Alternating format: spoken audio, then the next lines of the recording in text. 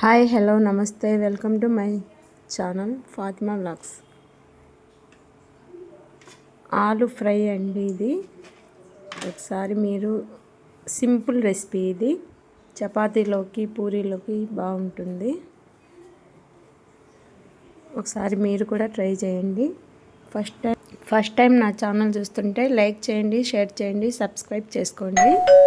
ఆలు ఫ్రైకి కావాల్సినవి బంగాళదుంపలు తీసుకోవాలండి. అవి బాగా కట్ చేసి శుభ్రం చేసి పక్కన పెట్టుకోవాలి.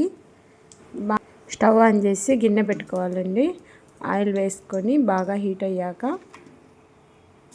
ఓన్లీ అవి మనం కట్ చేసి శుభ్రం చేసి పక్కన పెట్టుకున్నటువంటి ఆలుని అందులో ఆయిల్ బాగా వేడయ్యాక అందులో వేసుకోవాలి.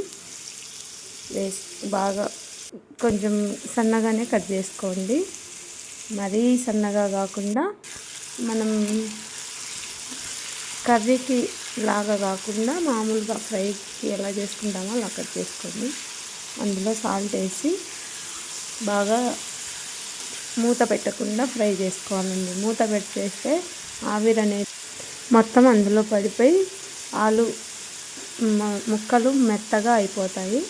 అందువలన టేస్ట్ ఉండదండి, బాగుండదు. అందుకు మూత పెట్టకుండా అట్లాగే ఫ్రై చేస్తూ ఉండాలి. బాగా కలర్ వస్తాయండి. అవి బాగా కలర్ వచ్చే వరకు వేగనివ్వాలి.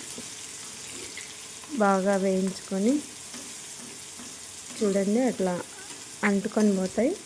అంటుకొని పోయినప్పుడు మనం మెల్లిగా గంటతోటి తీసుకోవాలండి. బాగా అలా ఫ్రై చేసుకొని అందులో మనం ఇంకా ఏమి వేసేది లేదండి. కొంచెం పసుపు వేసుకుంటే బాగానే ఉంటుంది, కానీ నేను వేయలేదు. చూడండి, అట్లా బాగా ఫ్రై చేసుకోవాలి. ఫ్రై చేసుకున్న తర్వాత దాంట్లో బాగా ఫ్రై అయ్యాక అందులో మనము కొంచెం ధనియా పౌడర్ అవి వేసుకోవాలి. చూడండి, అలా బాగా కలర్ వస్తున్నాయి, బాగా గోల్డెన్ కలర్. బాగా హై ఫ్లేమ్లోనే పెట్టుకోవాలండి స్టవ్ మంటని. బాగా వేయించుకోవాలి. వేయించుకుంటూ చూడండి, బాగా కలర్ వచ్చేసాయి. అందులోకి ధనియా పౌడర్ అండి, ధనియా పౌడర్ వేసాను కొంచెం, 1 స్పూను. మళ్ళీ అందులో కొంచెం కారం అండి, ఎక్కువ వేసుకోకూడదు, కొద్దిగా కారం వేసుకోవాలి. వేసుకొని పచ్చి కరివేపాకు ఉంటుంది కదా మనకు, ఆ పచ్చి కరివేపాకు అందులో పచ్చిగా బాగా కడిగి పచ్చిదే వేసుకోవాలి. 2 పచ్చిమిర్చి ఉంటే కూడా వేసుకోవచ్చు. నా దగ్గర లేవండి, నేను వేయలేదు.